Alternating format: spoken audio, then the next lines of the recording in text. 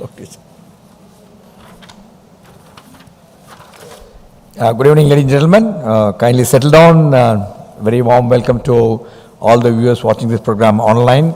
As usual, let me briefly tell you quickly what's happening in MMA next few days and maybe this month and the January till the other speakers and other invitees join us. They are enjoying the night refreshments, and those who are at home, I can assure you, you're missing a good refreshment at MMA. Now, tomorrow, the 23rd of December, Friday, we are having a very good seminar. We are doing it jointly with the Institute of Cost and Works Accounts, ICWA, Calcutta. This India at 100 growth trajectory for banks. This is happening between 5 to 8 p.m. followed by dinner. We got galaxy of eminent speakers, bankers, MDs, executive directors. They are discussing something which is relevant to the bank, because what is the future of banks, what is digital currency, and much more. We already got over 200 plus registrations for this event. Please do register and look forward to seeing you. Then on 26th December, this is actually, I will say, really not to be missed event, Global Semiconductor Industry, History, Technology, Competition and Geopolitics Issues. And is being addressed by Professor Paul Raj. He is from the Stanford University, and this thing is happening at IIT Madras. We already shared with you. This is happening at the auditorium, which is opposite to Open Air Theatre at IIT Madras. This we have to shift to IIT Madras because number of participants are huge. We cannot accommodate here. I think we expect 700-800 people to attend this. Please do come to understand all about semiconductor industry, because this is the one which is really putting in so much of pressure. You all know what happened during COVID time, post-COVID, when the supply got really interrupted, and everything is connected to semiconductor. Do come. It's a very interesting event. It's always worth listening to some of the best brain in the world. One from Stanford University. I think you should walk miles to listen to them. Then on 28th, again, we have a very good event on discussion on the book Free Ice Cream. It's very good. It's a very unique subject. What is he going to talk? How so many things can be given free if we manage it very efficiently. We got again an outstanding panelist, almost 5-6 of them. Please do come and join us. Then on 5th, again, not to be missed, especially academicians who are watching and educational institution, is building a robust academic entrepreneurial ecosystem. We have Professor Ashwin Magalingam, faculty from IIT Madras, and Professor Shankar, founder of CAMS. This is only to tell the people how can you improve the ecosystem in your organization for entrepreneurs. Today, you must put this in the mind of your students and even your employees. They should look for entrepreneurs rather than a job seeker. They should be a job giver. How can you do that? So please come and listen to him. Ashwin has done some phenomenal turnaround at IIT Madras, and I urge upon you to come. It's happening live it's happening in person at MMA Management Center on 5th. On Friday, the 6th of January, we have again decarbonizing India, creating a pathway for sustainable growth, because it's again a subject which is very critical for us. We have been seeing COP27 again. We have one on COP15, and so many decisions have been taken. You must come and understand what is it impacting India's growth story, and how we left out, we don't follow, and how you all know what is happening today in Chennai, the climate change, how it's impacted us, and how much of floods and how much of rainfall, how much of, I think Chennai is almost like a Kodaikanal a few days back, and it doesn't happen, and why is this happening? And if the temperature is going to rise at this level, how is it going to really leave all the people behind us, like our some of the generation next to come is going to be really impacted, and how India lose out tremendously in terms of financially. You must come, and we got some outstanding people. Naveen Unni, senior partner for McKinsey. He's the author, one of the authors of this book. Along with him, you have Ravichandran Purushothaman, President Danfoss, and you also have a professor from IIT Madras. We got a couple of outstanding panel. Please do come. It's on 6th of January. On Friday, 28th January, again we have outstanding speaker, the 3rd Narayanan Pons Memorial Endowment Lecture. We have with us Mr. Manish Tiwari. He's the CEO of Amazon Consumer Business. Brilliant speaker. He's going to be talking all about e-business. That's what he can do. What is happening in the consumer industry and how it's happening in Amazon turnaround. Please do come. It's happening on 20th January in person at MMA Management Center. And on 24th January, again, we have an outstanding speaker, and you must have seen her many times in televisions and public speaking. And she's going to be talking about the team Well Left. This is a program under Women Business Forum. Well Left. What she means by well left is in the India-Pakistan match, you must have watched last over when Ashwin missed one ball and he got one run and also one extra ball. Next ball, I think Kohli hit a 6 and we won the match. She is telling that many times in your life you must leave it. Well left really helps you a lot. And how she's going to do, there could be nobody better than the person whom I'm going to tell will be talking to you. You all know Bharati Bhaskar. She used to be a motivational speaker, writer, diversity champion, and you must have seen her many times in Sun TVs and all Patti Mantrams and all. She's brilliant. I think I can tell you. You'll have a good time. Please come and listen to her. Then again, 27th, we have a Read and Grow program, which will be finalized very soon. We'll share with you. One last, because I'm giving one more minute for the people who are just trickling in. I don't want them to miss the opening remarks of Babu is outstanding. I always love to listen to him. He's set the context so well, and that's one more minute I'll take. On the 20th of January, again, our Tamil program is on. Management techniques from Tirukkural. We have an outstanding speaker who is going to be talking to us. So this is what is happening till January. We have lots of events fixed till 31st of March. Coming to today's event, Read and Grow. You all know why we do this. We do this more for the management students and especially for the youngsters, especially for the young managers when they have to do that. You have to be a great leader, you have to be a great reader. So that's why we want to inculcate the habit of reading in you and bring out some brilliant book and discuss with us. And that's one of the reasons we are doing a competition for young managers where we give thousands of rupees as prizes. As a prelude to thing, we'll share more details. You'll be getting the mail on that too. So that our annual flagship event convention going to be held on 25th of Feb. That's why I not covered this. Today's topic, because your team and the people who passionately run month after month this program, they select this book so carefully and make it very, very interesting, not only for the reader, for the panelists and everybody watching the program. Measure what matters. And this is a simple idea that drives 10x growth. And because this is very, very important, you should really, really understand, more than understanding the subject, you must start becoming a reader. Keep reading, because that make you a very good writer, very good speaker. You become a wholesome person. And to talk on all this, we have with us a very, very, very high-profile distinguished panelist this evening, Mr. Babu Moorthy. You all know him, Chief Sherpa of Finsherpa Investments, and he'll be leading the conversation with two of the outstanding panelists, Mr. Ramaswamy Perumal, Ram, founder and CEO of Informatix Pvt Ltd, Mr. Aroon Kumar RR, Chairman and Principal CFO of Touchstone CFO Services. Ladies and gentlemen, put your hand together for our distinguished panelists. May I request you please take your place on the dais, sir.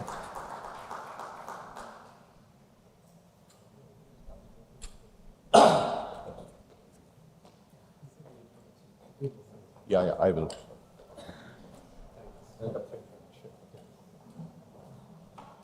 I can keep it here. Yeah, it's fine, sir.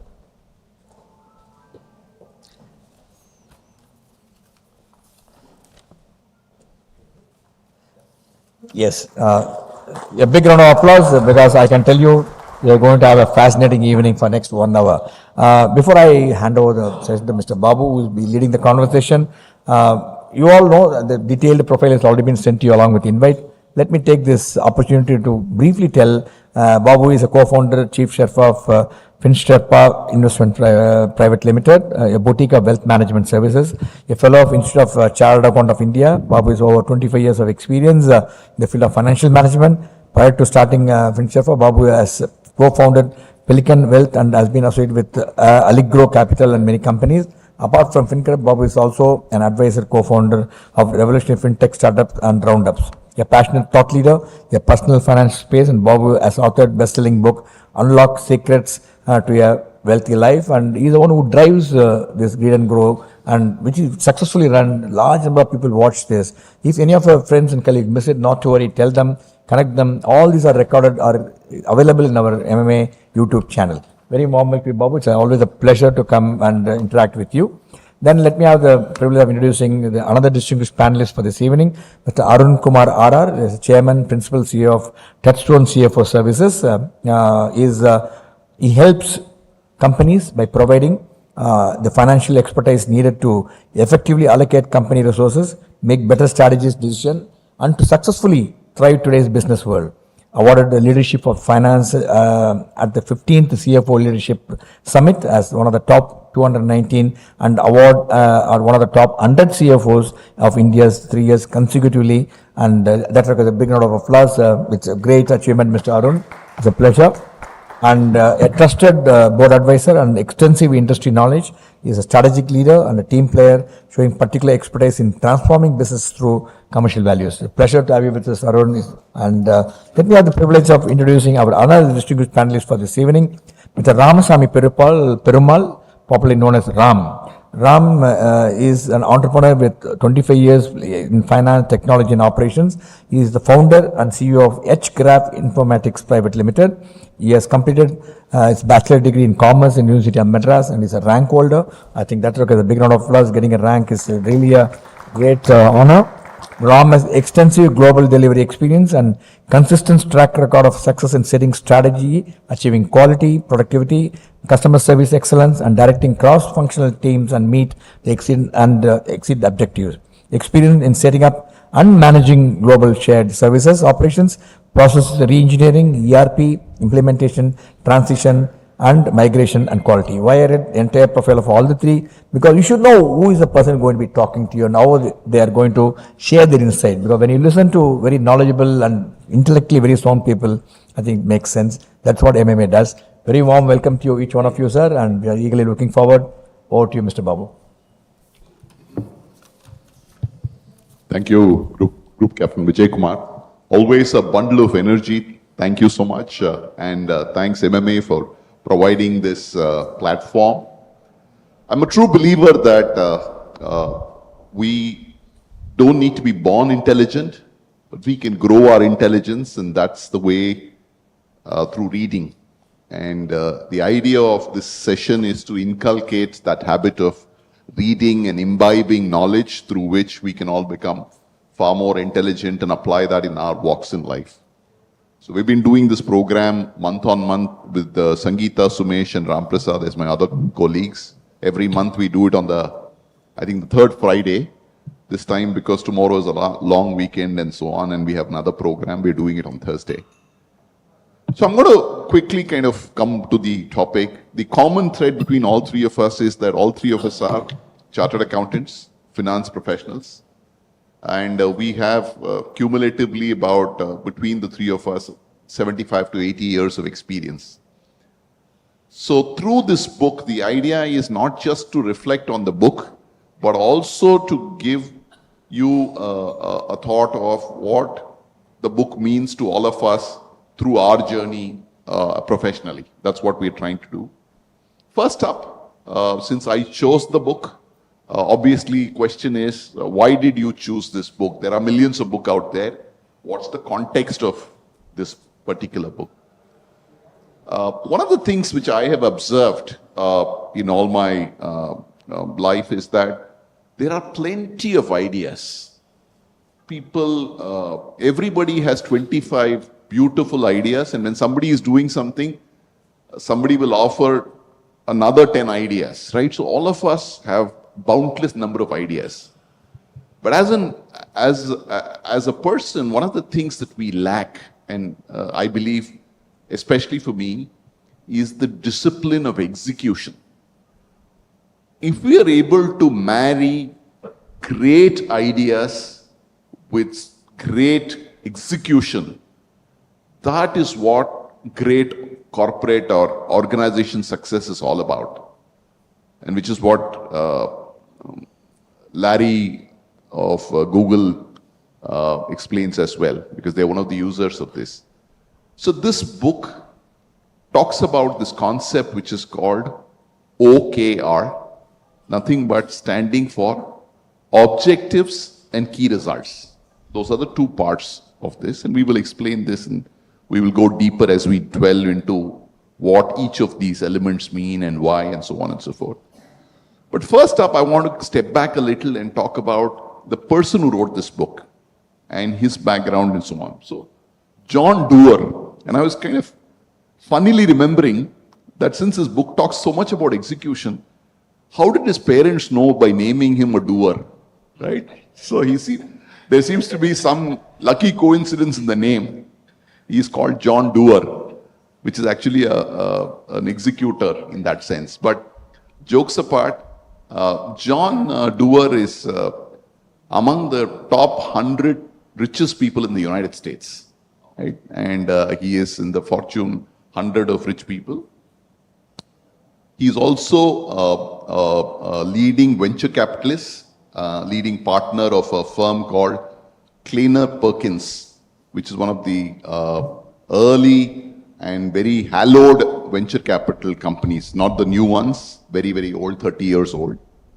They have funded companies like Google, when Google was, just out of college. These are the guys who funded the Google founders. They funded Compaq, Symantec. If you take 100 of the leading IT businesses in the US, at least 25 of those businesses have grown using funds of Kleiner Perkins. So really these guys have been out there identifying small corporates' ideas and using their expertise in helping them grow to the next level and become large corporates. So John Doerr is somebody who comes with decades of experience. He's today about 71. He stays in California. But over the last 30 years plus, he has really hands-on experience in helping small ideas become large companies. And that's precisely what he talks about, the execution magic. How do you execute to become really, really large? Apart from this, he and his wife have donated about $1 billion to Stanford and established a school within Stanford that focuses on this whole concept of how can you use metrics to grow organizations. So it is a sub-school within Stanford now. And so that's his driving passion. And among the people who he counts as people who seek out his objectives and key results are hallowed names that we can talk about. Jeff Bezos to Sergey Brin to Larry Page of Google. You name it, they are all students of John Doerr in the process of applying this metric in growth. And the fact that they have used this metric and grown proves that this works. Incidentally, John himself was schooled in an organization which is called Intel. And we know that Intel is a chip-making company, and right from the 70s, Intel has had an incredible growth. Gordon Moore, Andy Grove, and all of them have kind of had a huge part in the growth of the IT industry, hardware industry. And that's where John Doerr first encountered this whole idea and concept. And he has used it and taken it, owned it, and really kind of made the big move. So that's the background of John Doerr. And I'm going to give you a quick background as to what drew me to this book. Like I mentioned earlier, I believe that the secret sauce to a successful organization is not the brilliant idea. It's that brilliant idea married with great execution. We come across hundreds of companies which had great ideas but struggled to execute well on the ground, right? So, and if it's a small company, it's still okay. It's easy to execute. But as companies grow and become 5,000, 10,000, 20,000 employees, become very difficult to have shared ideas, shared vision, and grow accordingly. I think this book provides a certain objective framework of how large small and mid organizations can grow to be large organizations using fairly simple tools. And that is what we mean by objectives and key results. Objectives is, very simply put, where do we want to go? Where does the organization want to go is what objectives at a broad, big level is. Now, it has to be a number. It has to be something that is very objective, so it is numberized in some form. So it can be, an organization can say how many customers I want at the end of a quarter or a year, or it can talk about revenue, it can talk about some metric, but there's got to be a conscious number or a objective metric around it. The key result, on the other hand, is what are the things that I'm going to do to achieve that number? And that also will have a certain metric to it. So to achieve, as an example, if I'm going to have, and as an example, if I'm an organization that is trying to, and I'm a B2C, business to consumer business, and I say I want to have 100,000 customers at the end of a particular year, then the key result areas need to be how many inquiries am I going to generate digitally could be one space. Now, one way to look at it is if I want 100,000 customers, then happens that I need a certain number, maybe 1 million digital leads to be generated so that that gets converted to 100,000. So you then start forming key result areas on the other side, and then it dovetails into every member, every division of the company, and therefore everybody knows very clearly what they need to do if they have to make the company grow to the next level. So this very, very broad level of what this whole concept of objectives and key result area is. So this is about, and this adoption of this in the book, lots of big corporates, Google, Intuit, and many, many others kind of swear by this concept that this is one which has kind of helped them organize themselves better and reach goals in a much, much more better way.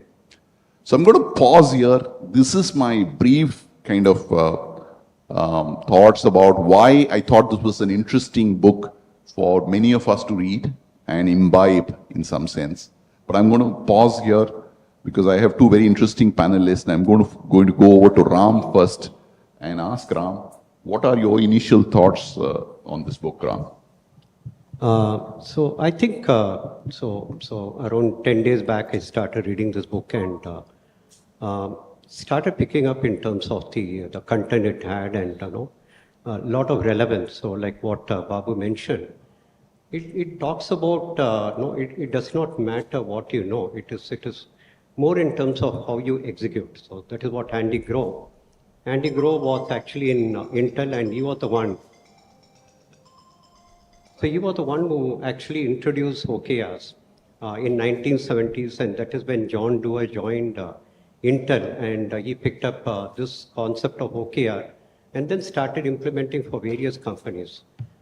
It is not necessarily only in the IT companies, like for example, Google or Intel or other company, but it has also spread across various others. I also read there's a pizza making company called Zoom, and there are three large pizza companies, Domino's and Pizza Hut, John Papa's. So the Zoom actually wanted to get into the pizza business, and they implemented OKRs, and how they succeeded. So I'll come to that one by one. So in terms of my understanding, what it gave was, you set the objectives, and is it going to be hierarchical? Are you going to be setting it top down? As you would know, management by objectives was more in terms of setting the objectives top down, and so it actually cascades lower into the team. Whereas when you come to the OKRs, it is going to be across the organization. So basically, the top management may come out with an objective. Okay, this is what we want as an objective, or that may not be there also. And then how the teams across start creating the objectives. It is going to be prepared by the teams, not by the top management. And how this is going to be interacting with the other teams. So there's going to be a lot of intrinsic way of actually setting the objectives. Like that's one example, what John Doerr says. And if he goes to a doctor and he says, you need to run and so that you can better your health. And so that may not really make him run, but if he does it on his own, that is going to be a lot more, he's going to be following that and making sure, okay, it's coming from within. So these are all intrinsic goals which basically the team sets. And like for example, Google talks about aggressive goal and committed goals. So you can have two types of goals. One is which is aggressive goal, and you can still aspire to get into the aggressive goal. And they say, okay, if you reach 70% of the aggressive goal, it is good enough. But still, the teams reach beyond the 70% also. there are certain committed goals, like you need to complete the product codes and others, which are in the normal course of business, that needs to be completed 100%. So the goals are going to be set by the teams and then shared between the teams. So this is going to be sort of actually the team is committed to the goals. That's one. And you can have two types of goals as Google has. The second is, can we stop at the goal? No. You need to basically see how the goal talks only about what, right? To reach the what, you need to have how it is going to be reached. And that is called the key results. And the key results say that it's going to be measured in terms of a number. You need to have a number for the key result. It has to be very specific in terms of the definition, and it should be time-based. So the key result is going to be talking about how you're going to be reaching that. So now you're connecting the objective which are being set by the teams, and the key result which are going to be measuring and which are going to be tracking the overall performance. And this is not done once in a year. This is going to be done once in a quarter, ideally once in a quarter. But companies like Google still follow a monthly review in terms of actually. And that is why this company, today, when it started in 1990, it started in a garage in Menlo Park. Today, they are at $280 billion in terms of revenue, $1.3 to $1.4 trillion in terms of revenue, in terms of valuation. Google, as a user base of YouTube, for example, has a user base of 2 billion users across the world. That is like 25% of the global population is tagged onto the YouTube. Even if the governments want to say that, okay, the public, the citizens should not be checking into the YouTube, I think it's going to be revolt and the public is going to be, that's the level of acceptance where you cannot change that path in terms of, for the YouTube to gain more and more users in the future.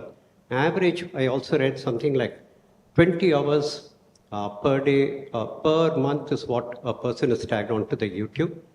And there are a lot of statistics about YouTube, when they actually upload and what is the time when they actually get into YouTube and see. So YouTube is a very good example in terms of, and I mean the Google. And there are various other companies, as I told you, like into the pizza manufacturing, pizza making. The other is also, can you apply to a non-profit organization? Yes. The Bill Gates Foundation has implemented for their foundation too. And they've seen success in terms of it being executed. So I think people may talk about, is this the best tool? I think it's all about the implementation. How do you implement? So our company, we in fact actually implement SAP. Many ask, is SAP the best platform? And no, people have seen, they've experienced that it is not implemented. It's about the implementation. I think Google has implemented very correctly and it has been running it across for so many years. Similarly, Intel has succeeded in terms of actually implementing this. And even like companies like the Khan Academy, which is into education, the Coursera. So they have implemented and they've seen the success. Today, I also subscribe to the Coursera courses, and I seem to be very good. And I think it's all a result of the OKRs being implemented. So these are my initial thoughts in terms of the OKRs. Thank you. Yes, Aroon, your initial thoughts on the book. Good evening, everyone. First, I should thank Babu for having chosen this book. It was an eye-opener when he told that he has chosen this book for discussion. I didn't realize that it would be so complex and so revealing. Every one of us would know about management theory. It's such a dry thing. You know, when we would have studied it as part of a commerce course, perhaps Henry Fayol's theory of management for line assemblies and how it progressed later. And then the father of management, Peter F. Drucker, who came out with the management by objectives in those days, and then which was successfully implemented for a couple of decades. So, thing is, Andy Grove, it all started as as a management process to improve performance by Intel. So Andy Grove was who was a co-founder at Intel, wherein John Doerr had his first internship at Intel. After applied materials, he happened to be impressed with the ideas propounded by Andy Grove. So Andy Grove was very impressed with Peter F. Drucker's management of objectives, but felt that it is not so effective for his company's growth expansion, and then modified it and called it as IMBO, that is Intel MBO. So the process, to put it simply, it's a tool of thought. It can be considered as a tool. We would all be familiar with annual operating plan, budgets. So that's already in vogue.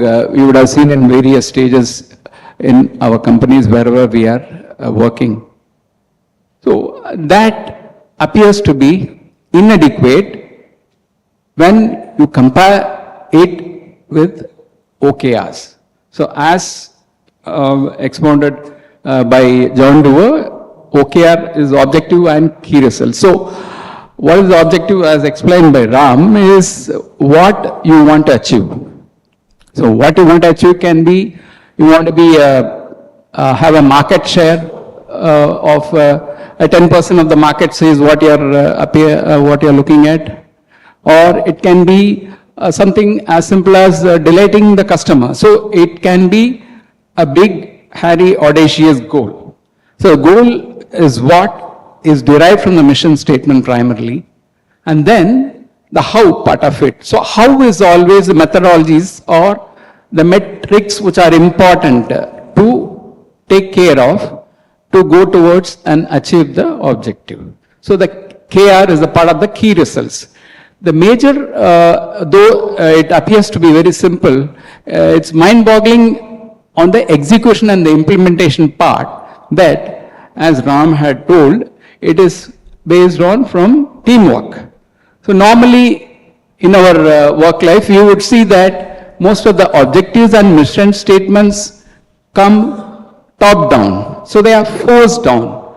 And there is a barely a semblance of understanding at the lowest level where it may be, there may be customer facing issues and the pulse, the contribution at that level may not be oriented towards the main objective of the company. Say for example, the objective at that point in time when John Doerr presented this idea to Larry and Sergey, he asked them what is their goal. He thought they may say something about $1 billion. That was in 1999 when the startup was having less than 24 people working with them. Google as a concept was, I think, 7th or 8th service engine, search engine which was in place. It's not the first, incidentally. So Larry said we are looking at $10 billion. Oh, $10 billion valuation. No, sir, I'm looking at $10 billion revenues. So with that kind of statement, motherhood statement, then you break up how we are going to look at achieving that within a time scale. So they set about going into how they are going to achieve that in terms of the objective. So this is a set objective. So what can be the key results? What are the products in design? What are the products in production? And the ways to reach the market. So each vertical or functional head are given their key results. So the main objectives gets broken up into the various verticals.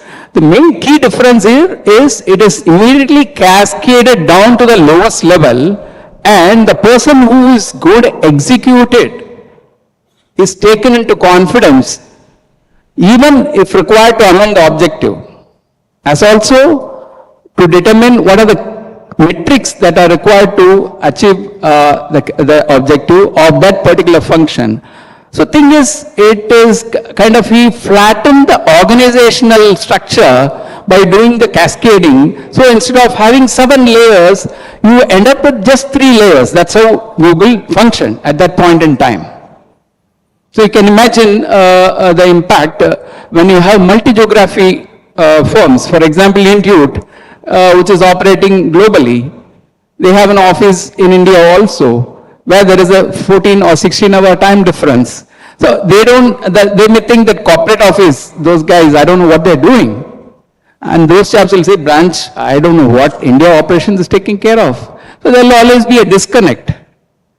This particular tool enables the participation by all the team members, or they're called contributors, irrespective of the vertical or functions they are assigned to. So the team will be multifaceted, and then there will be a business partnering approach in terms of setting the objectives as well as the key results.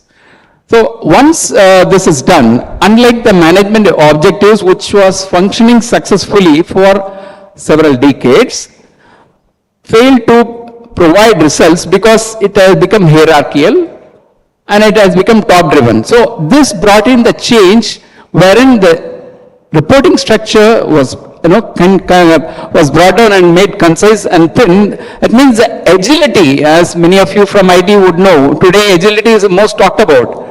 In the 1975s, they have already implemented this concept to achieve agility. For Intel, the objective was to challenge and rout Motorola, their main competitor at that point in time, by establishing their 8080 processor or chip or whatever as a leader in terms of the domain markets, what they were saying. So again, coming back to so we are familiar with budget setting process. So normally what happens is, we start working on that, okay, it will take about, you start, okay, coming March, okay, fine, okay, we'll start in January and try to interact with other departments, collect the data, produce something, and then build it up for the management, and then thereafter for the board adoption. This is not working for a company which looks at very rapid moves in terms of growth plans. So what this essentially means is they cut down the period of review to quarterly at the max. And to make it successful, the objectives can be amended on the fly depending on the experience of the team member who is executing, and then the goals can also be changed, objectives can be changed, as also the means to achieve certain, those goals can also be changed. While the reviews is recommended to be quarterly, actually what Google did was they did it on a monthly basis. So it is called checking. So unlike unlike other normal thing, the frequency is one thing which makes a significant difference. You want to do course correction, you cannot wait for the end of the year and then find yourself in a totally different direction. It will be a challenge for you to come back on course. So this is one key element which made this approach or tool very successful. Second element was it was more participatory. So it was a kind of a teamwork. So, so the buy-in from the executing person was very deep. So there is absolute commitment to whatever is the cost, because there is an alignment either vertically as well as horizontally with other departments and diagonally also. So a common goal for the company is there. From there, other goals are broken up, and then they understood each of the business vertical operations goals. Not only that, what they did is to make the management responsible, the goals are made public. That is, the managers, the vice president's goal will be known to the factory supervisor, for example. So he knows, so each person at the highest level is held at the same responsibility level to ensure that everybody is working towards, they understand what is required to be done very easily, is one another key factor for its success for the last 4 decades. I have more to say, but... Okay. You finish all of it at one go. Sorry. I'm going to kind of come back, pull Aroon back. But I'm going to kind of quickly move to the next thought that I had. While reading this book, couple of very significant takeaways that one gets. And I'm going to kind of quickly use what were my takeaways, give you a sense of what my takeaways were, and then ask each of you, Ram and Aroon, your thoughts. One thought that comes strikingly out of this is that many a times when we set goals, we're always looking at incrementally how is the market. So if I did a sales of 100 last year, what is my sales number this year going to be? 120, right? 20% more. Right? This is the normal sense that we look at. This is the one book in which we looked at people goal setting in number of times, which means that if last year my sales was 100, the next year goal setting was say 500 or 1000, right? How is it even possible? Are we in the realm of dreaming? You can dream, but is it even possible? So there, I think they provide some very interesting insights. And like Ram alluded to earlier, there are two ways to look at goal setting. One is to look at what they call a moonshot. Moonshot is nothing but, the first time it was used was when JFK announced that America was going to make a trip to the moon. And at that time, it was so ridiculous an idea that people laughed. So at that point in time, in the 60s, the concept of, sending a rocket with human beings to land on the moon was so out of the world that people actually thought it was a joke until they actually did it. So the point is that one of the ways corporates can grow and achieve extraordinary growth is to have two types of measures, two types of objectives. One is quite an extraordinary one, which is not in the normal realm of thinking. And the author goes on to say, it doesn't matter if you don't hit it. It's perfectly okay if you don't achieve 100% of your audacious goal, as he calls it. Even if you don't achieve it, you will fall somewhere significantly higher than where your competition is. That's one. Second is to make sure that your normal goal, your normal operating parameters are 100% achieved. Just because you're thinking about an audacious goal does not mean you can give up on doing your day-to-day stuff. So that was a great takeaway. I think second is the simplicity of the way in which OKRs get implemented is also a very, very interesting stuff. For example, the typical review mechanism on OKR on the various key result areas is codified in color forms. How can you simplify? Many a times, we are all overwhelmed with the number of numbers that are there, right? So we are constantly looking for numbers. Here he talks about OKRs do not use numbers to review. They look at color coding. So if a goal has been reached to the extent of 70 to 100, it's marked as green, like our traffic signals. If it is reached between 50 and 40 and 70, it's marked as yellow, which means that you're okay, you're on track, but you need to do better. You need to review your process. Maybe you need to come back and do things. You have a chance of hitting the goal, but you got to change some things. That's what it means. Green is you're on course. Maybe do it a little faster types. And then the third is a red, which is if your key result area achievement at the time when you're reviewing is less than, say, 40%, then it really is a red alarm.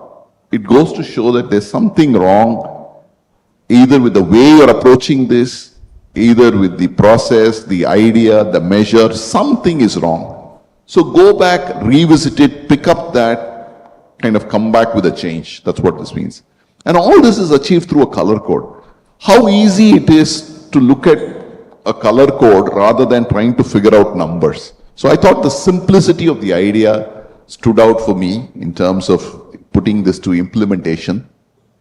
And I'm going to stop here and get Ram and his one or two takeaways in terms of how to make this easy and applicable in our day-to-day lives. Yeah, I think so. Though the book was read with the purpose of actually coming here, I think I'm starting to internalize now.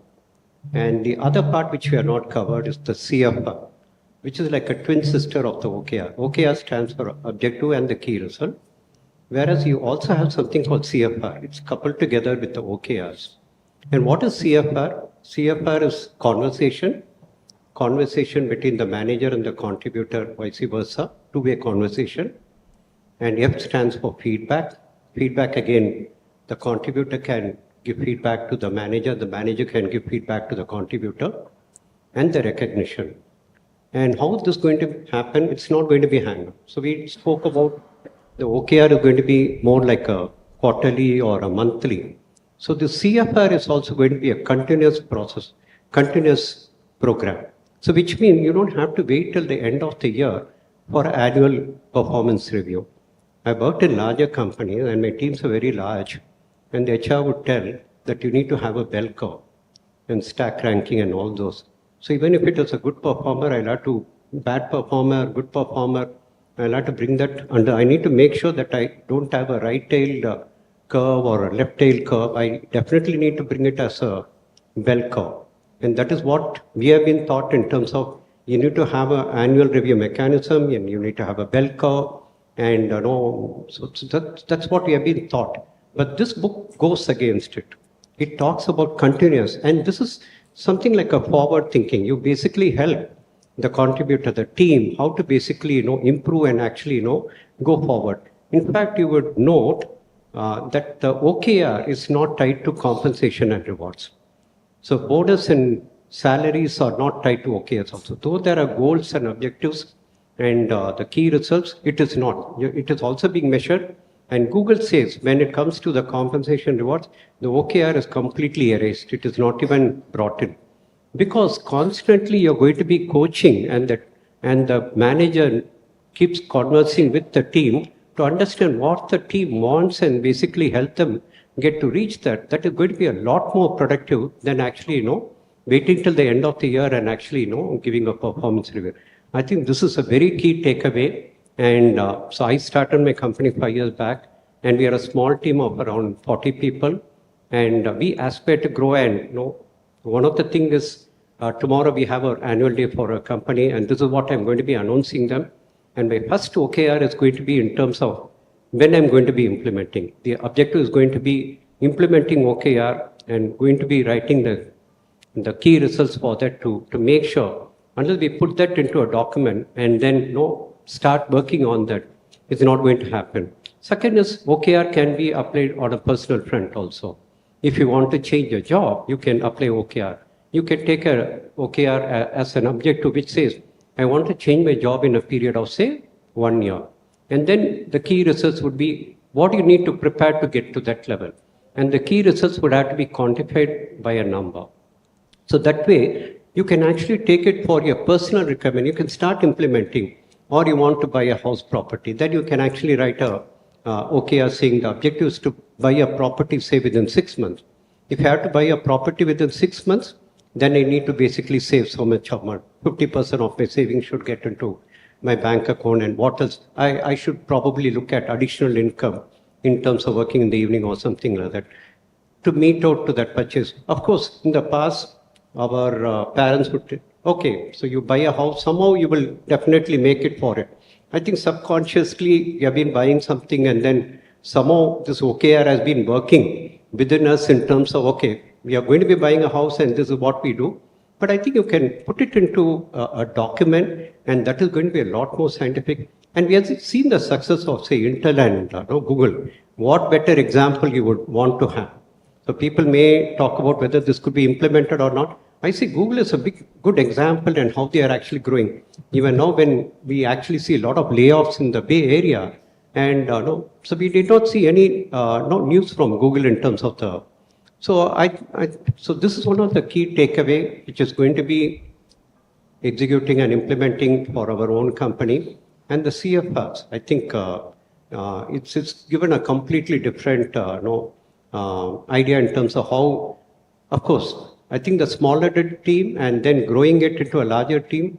And if you start implementing the CFR from now on, I think it's going to be doing a lot of good for the team and for the company as a whole. So this is a key takeaway for me. Thank you, Ram. Thank you. Yes, Aroon, what is the one or two things that, resonates with you very strongly after reading this book, and something that you intend to take it forward and use it in whatever form? Yeah, Babu, I think it's a fantastic tool. The amazing thing is it does not depend on the size of the organization that proposes to implement. There is no additional cost. It's only a change of your thought process. So if you are a startup having 10 people and then looking at growing rapidly, you need to inculcate a culture of OKRs followed by CPRs, both are married together, to achieve and grow and do what you want. It is also useful for organizations having 75,000 people. They have been able to crack this. I believe that it's fortunate that you have brought it to light so that startups and medium scale, mid-size MSMEs, SMEs, mid-corporates can make use of this tool in their day-to-day management and as well as to achieve clear objectives. For example, if you are a small scale entity, you look at, say, growing, you can have a growth plan of 100% in 3 years as a key objective. Second derived objective can be that you pay off your loan ahead of the time, because we are bound, our capital is scarce, so we are dependent on others for capital, including financing institutions. So that if you are able to settle, then your credit score improves. So to achieve that, what are the next steps down the line? Your project in terms of sales, then the sales target has to be married. Then connected with that, you have the production for that. So what kind of margins you can afford to? When you're looking at margin, then you get into the contract for, say, for example, raw materials, what kind of raw materials you procurement, what kind of terms you engage. So you need to actually break down, even in a smaller organization.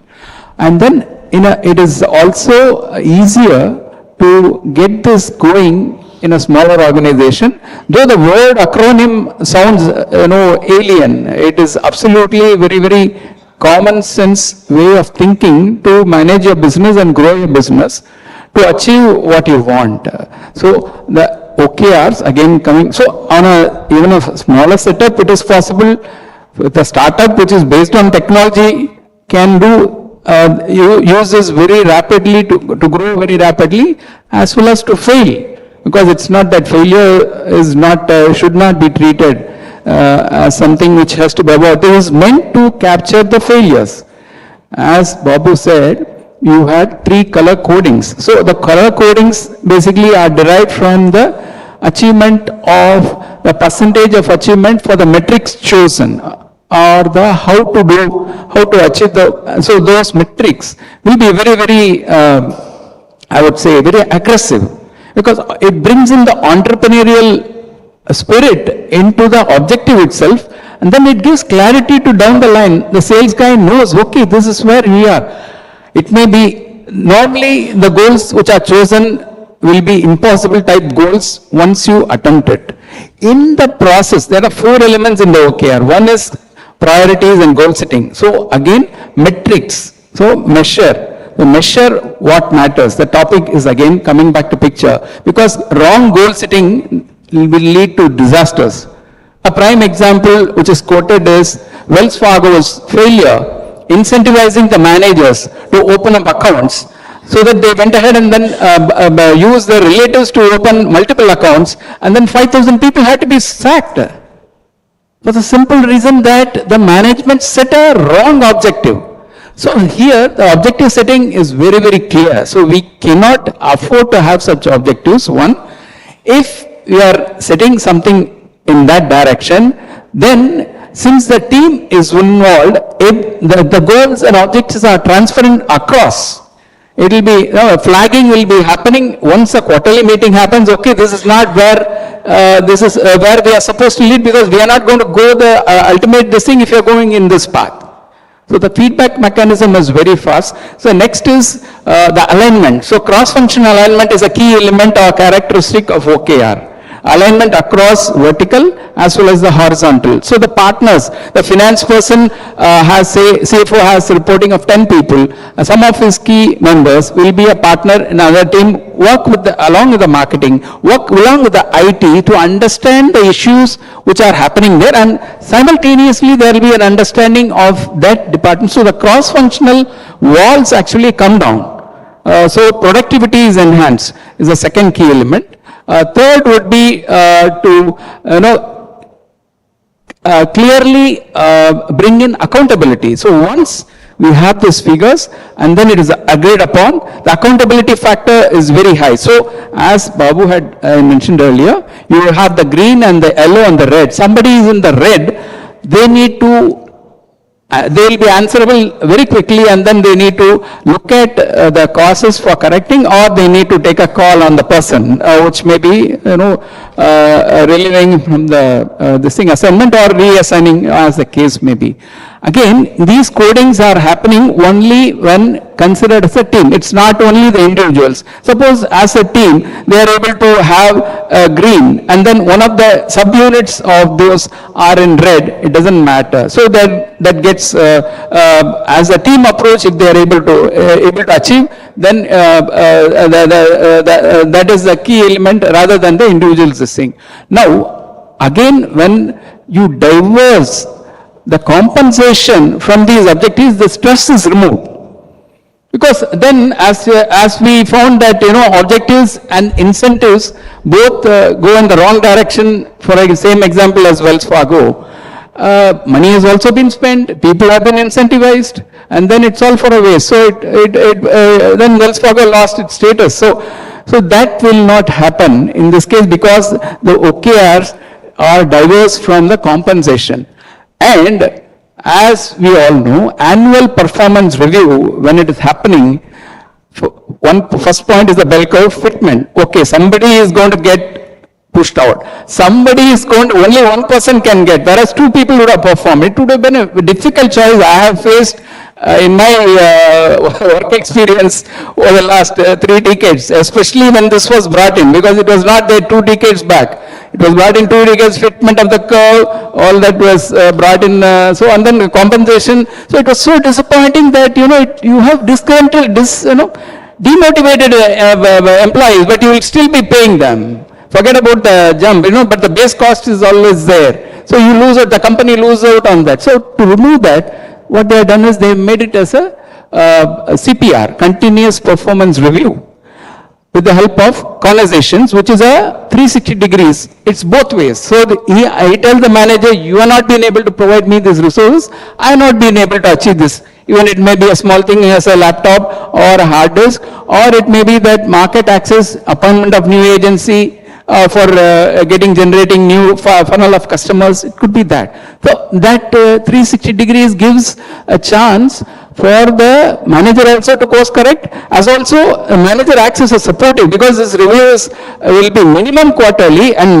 mostly monthly. It's called checked in some of those monthly meetings. So the frequency, so if it is the annual performance review, actually I may forget what he has been doing at the beginning of the year, and then because we have a recency bias, which is out of 160 biases, it's one recency bias. If I fall down, then I'll remember why I fell down yesterday. I would forget I was running a marathon 1 year back. So that is the human nature. So your influence, you will be influenced by the most recent performance, and compensation will be misdirected to the wrong. So this monthly continuous performance also helps in better employee motivation and fitment. If you believe that, if he finds that, okay, this is not my cup of tea, he will take a call and then walk out. So, and then the last element of the OKRs after the accountability is the stretching part. So why I had mentioned about the big, hairy, audacious goal, this sounds, you imagine a gorilla, and then I want to fight the gorilla. and then I'm a small puny guy, how to take it down. So we have that goal. In the process, to quote differently, whenever we exercise, we don't nobody gets killed. But we stretch our muscles and we strengthen. So our entire toning up happens automatically, even though we may not lift 70 kgs, I'll do 45, still I'll be there. So, so what they have done is, using this, they have set some impossible goals. I have learnt in from forget about the OKRs. Dhirubhai Ambani was a prime example. When in my work experience, we had a major failure in 1987. There was a big cyclone. Entire plant, at that time it was one of the 3 leading projects in the country, apart from Tata Motors, Reliance Petroleum Refinery, and one more project where the only about 1,100 crores was the total project outlay for the entire country itself. 3 leading. He had a cyclone, everything fell down. First quote, first line, when we join, nothing is impossible. So we have such goals, even though it appears to be impossible, people stretch. The way we move it, you discover that you are able to do much more than what you actually believed in yourself. So this is able to bring that out of all the participants, all the contributors. So that is a stretch part of it. But stretching, they made some goals. So the goals, though, need not be annual, they can be even 5-year goals. 10 billion customers in the case of Google Watch hours was the goal that was achievable in 4, and they planned for 4 years. They could do it in 3 years itself. At the time of setting, they were nowhere near, not even 1 billion. So I believe that, for all kinds of organizations, this would be a great tool. I wonder why it has not even been discussed. Even I have not implemented this, to be honest, but I believe in various scenarios like project execution, cash burn, or medium-sized working capital management, and even profit orientation, those kind of goals for even mid-sized companies, this could be used in a very effective manner. I urge, the book is in terms of this thing, there's a lot of case laws and other things, but the principle is very simple. The principle is very, very simple. They have implemented for 50 years. I'm kicking myself, why the hell nobody has even bothered to have this even 5 years back? Or even 1 year back. Thanks to Babu for that. No, MMA. Thanks to MMA. Thanks to MMA, I'm sorry. So I'm going to quickly wrap up the final segment. Like any tool, any process, any advantage that one has, not everybody will get the same result, right? So the author is very candid in saying OKRs will not succeed for everybody. It will not, which is why you have only one Google, which is why you have only one Intuit.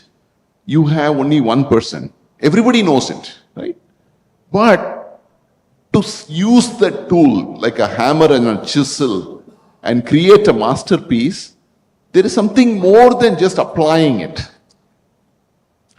My question to my 2 panelists is, in your reckoning, what do you think is a barrier that organizations face in implementing this so-called simple tool, as Aroon said, in terms of getting success in 60 seconds to 100 seconds? Okay. Yeah. I would say the exchange of the goals. So basically the visibility of the goals. So here we spoke about the goals being set by the individual teams. So basically, if you have a sort of visibility in terms of the top level goal and how the teams are going to be setting the goals which is going to be aligned to that. And in terms of implementing, I would say that any company would aspire to be a larger company because they would set aggressive goals. There should be some platform to implement and have that connectedness in terms of a cloud-based, some application for this goal to be visible.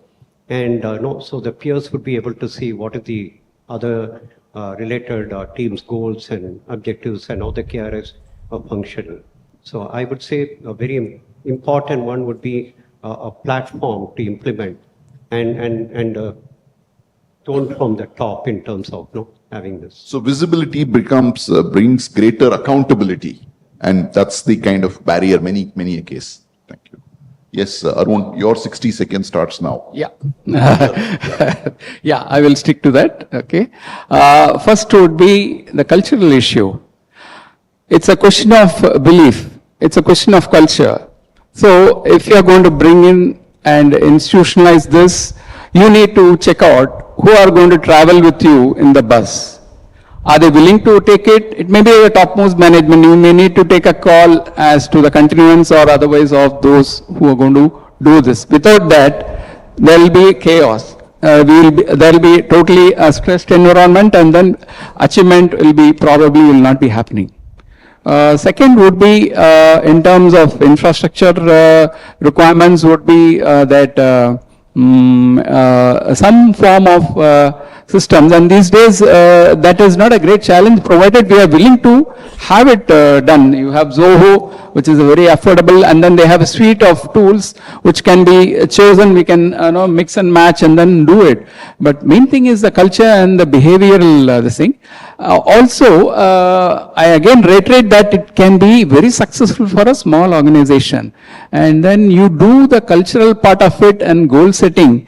That way, the entrepreneurial ability has to get displayed, and the co-founders have to set the example and drive it initially, because you can't expect the employees who join you in a startup stage to come up with this kind of drive, because it has to be driven, and then the marriage happens at that time. Since it is a teamwork, you need to take along the team. So that's very important. So it's a leadership question of leadership. You need to demonstrate leadership. Then only it will be a success. Thanks. Thank you, Aroon. That's 120 seconds and more. But, so like anything else, as Ram said, one of the secret sauce of using this tool is the visibility. Everybody gets to see the others, right? So sometimes it can be very unnerving for senior leaders to be shown. Suppose the managing director is in red and the junior most executives are in green, and it's a possibility, right? Is the managing director able to face up to it and live up to it? I think those are the maturity that one needs to develop if one needs to implement these tools. And like Aroon mentioned, it's also the culture. In everything we do, we will have sets of people who will say, oh, this guy just talk, yeah, this cannot be done. Hardly we grew 20% last year. What is this guy talking about? 500%, 800% growth. So there will always be people who will be negative to any ideas, right? So you've got to determine whether you're going to travel with them, you're going to be part of that or not. So which is what Aroon led. Last, and he briefly mentioned it, but I want to bring this as a highlight, is that often and not, I see new initiatives of this nature fail in organizations because the top leadership, the board, the managing director, thinks this is for them to implement, right? He gives the tool, and the organization should implement, and the senior man goes about his task in his own way. Never going to work. He's got to be the person who drives this initiative. Unless he drives, unless the senior management team on Monday morning decides to spare 2 hours to go into numbers and look at the signals, maybe on a monthly basis, the first Monday of every month, sit and analyze it and deeply go into the detail, this will not work. It's not a tool that you can give to somebody and make it work. It's the tool that has to be adopted, and we give very little importance to what we see. The organization will behave exactly as the leader does. It's easy to say, very difficult to behave. And I think that's the story that I keep seeing in many of the cases. Wherever things don't get implemented, I often and not find that the leadership out there thinks that somebody else has to implement, right? Unless the leadership owns it, it doesn't get done. I have an example here. A couple of years ago, a friend of mine was implementing a software for a small South Korean component manufacturer in Sriperumbudur. And this guy's office is in Bangalore. So they had set up a deadline initially, and the deadline was something like 15th of December. And on 8th of December, my friend called this managing director of this small component manufacturing company. And he told that man that, look, we are having some issues, some of those, things that you guys had said have changed. And so the project is running a little late. So we probably will give it to you in the first week of Jan. The man said, nothing doing. No. If you decided it's 15th, it has to happen in 15th. And the man said, I need you to come to the factory now. So this guy flew. It was a reasonable order, not wanting to kind of lose face. So he reached the factory. And in the factory, by that time, the managing director of that company had set 2 rooms with air conditioning and everything inside the factory. And he said, 1 room is for me and 1 room is for you. Right? For the next 8-10 days, you and I don't need to move out of this factory. I'm going to be here. You're going to be here. I will have meals delivered to you right here. We will move out when the project gets completed. Now, my friend said, that very moment, I suddenly found that the project can be completed on time. Right? Because when you're put in a constraint or when the other person is willing to go that distance, things happen. So that's where I think the management commitment is a very, very important part in implementation of all this. And which I think is where many of these new initiatives don't tend to play out the way in practice as they ought to do, because somewhere that commitment of the senior management in operationalizing this doesn't happen. So I think we completely run out of time. Do we have? Yeah, sorry. Maybe. Please. Thanks. Thanks, Babu. I just wanted to touch upon in relation to the CPR, continuous performance review, and the aspect of employee motivation. We are having the century's youngest workforce. So for the next 5 or 4 decades, we will be having the youngest workforce. We need to motivate them. So in this element, what I found very, very impressive is the way we motivate our own employees in terms of continuous performance review, which will be in initially conversations with the employees, and then there is a feedback mechanism to course correct and then provide resources. And then the last part, which I, for want of time, I didn't touch upon, is the recognition. So OKRs, while diversing the monetary as well as the compensation part totally, it provides lots of provision for small high-fis. Even as smallest to this thing, there is a recognition to the person who does that, and then it is instantly flashed. It may be a small thing, like a completion of a bug testing after a sandwich, the product testing is over ahead of schedule, or some provisioning of features is done. So immediately the entire team means almost the entire company. It's a privilege. So people, when you look at the Maslow's theory of, this thing, you got the base taken, then your motivation levels are absolutely phenomenal when you are able to address the highest at the pyramid, at the top of the pyramid, which incidentally I think, and then the role of HR is not, their operations is kind of mixed, and then the business managers and the contributors determine the HR motivational aspects as well as the compensation aspects, and a kitty is provided, just a kitty is provided so that the manager decides along with his team how it is distributed.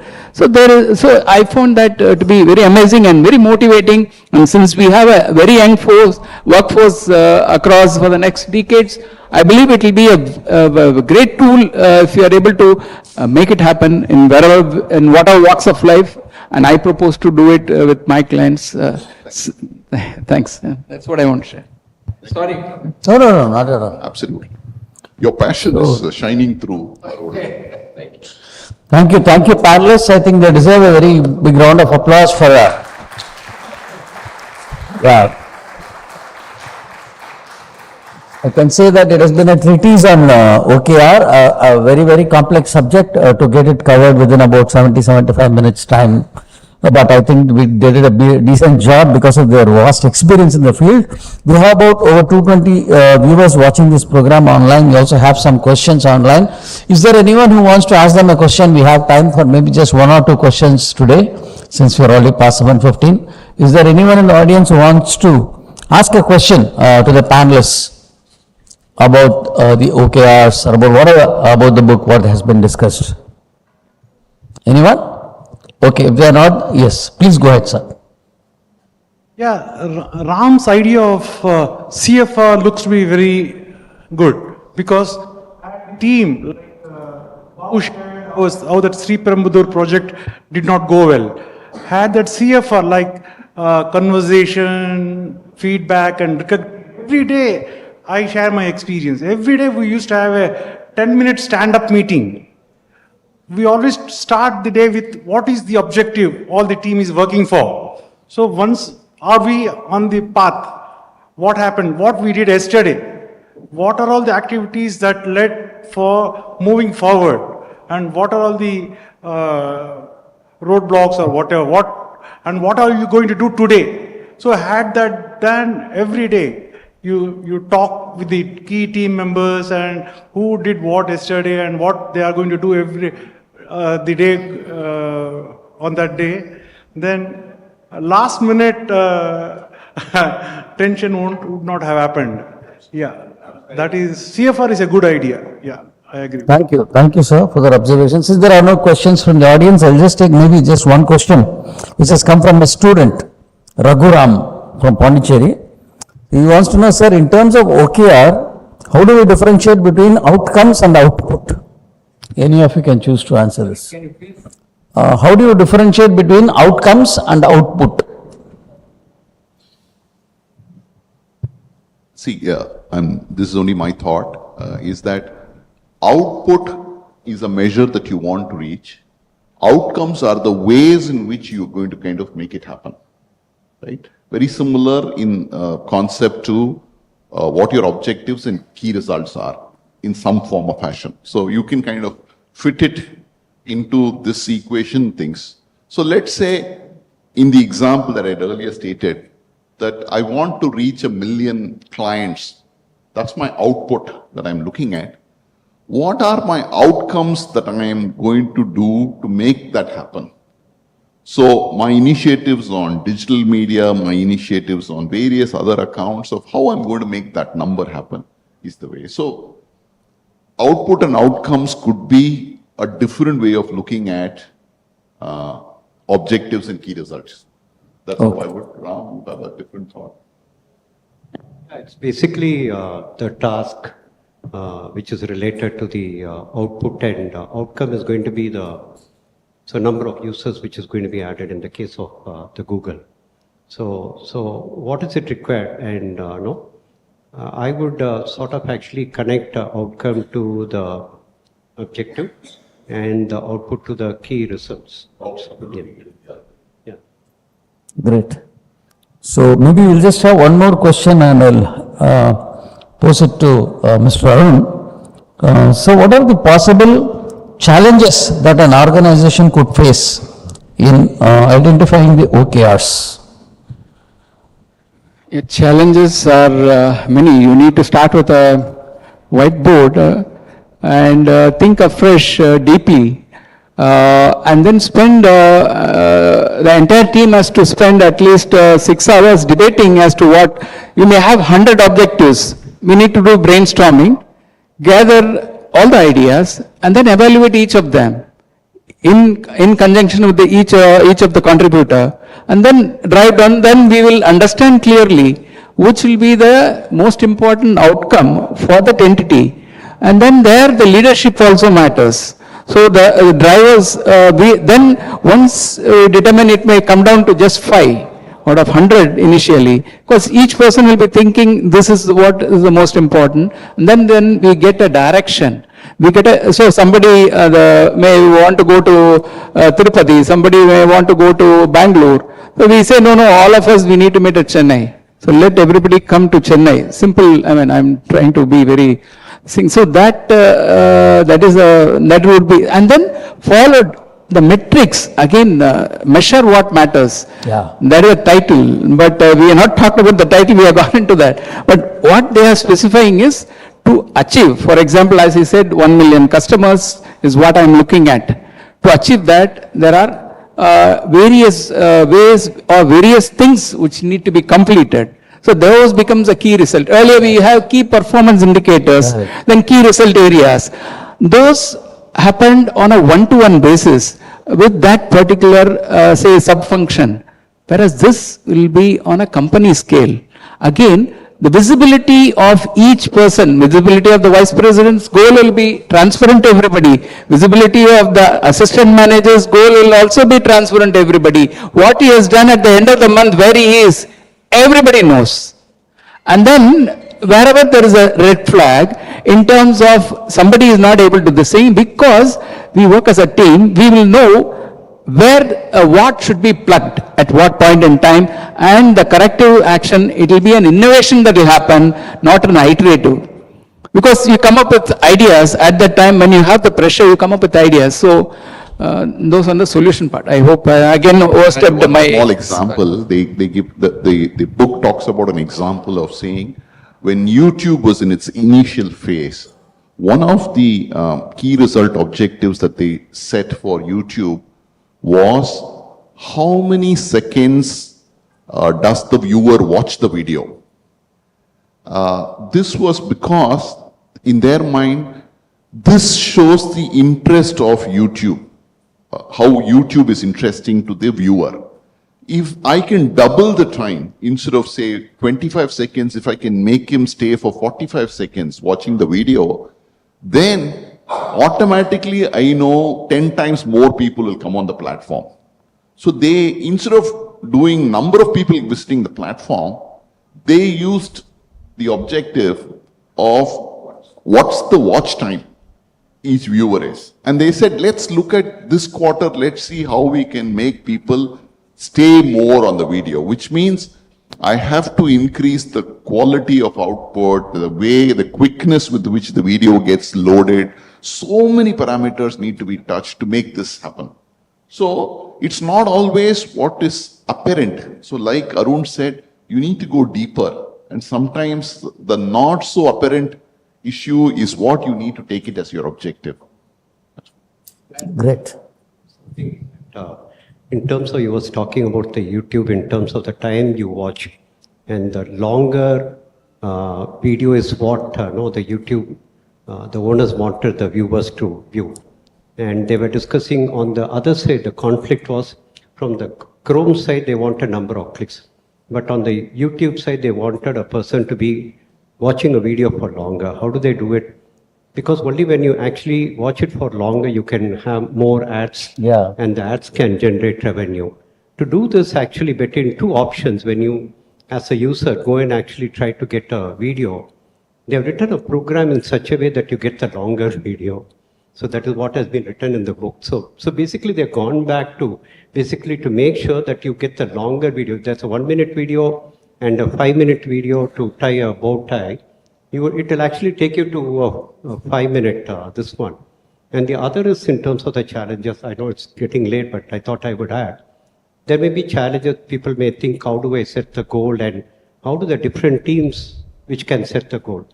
I would say that we can actually marry the OKRs with the strategic roadmap of the balanced scorecard. Yeah. So whereas strategic roadmap is basically a visual presentation of the different connects, I think probably if we connect this one and this, it may be a lot more successful implementation.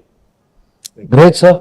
Great ideas. I think we've discussed whatever was possible within this given time. I know there are so many things we have to go delve deeper in actually understanding the OKRs, challenges, identifying them and all that. Sometime maybe we'll get a chance to do that. Now it's time for us to thank the panelists for taking their time off today, being here for 1.5 hours and discussing this subject. So thank you so much, Mr. Babu, for getting 2 distinguished speakers. So request Mr. Babu to give away the mementos on behalf of MMA to both the distinguished speakers, Mr. Aroon as well as Mr. Ram.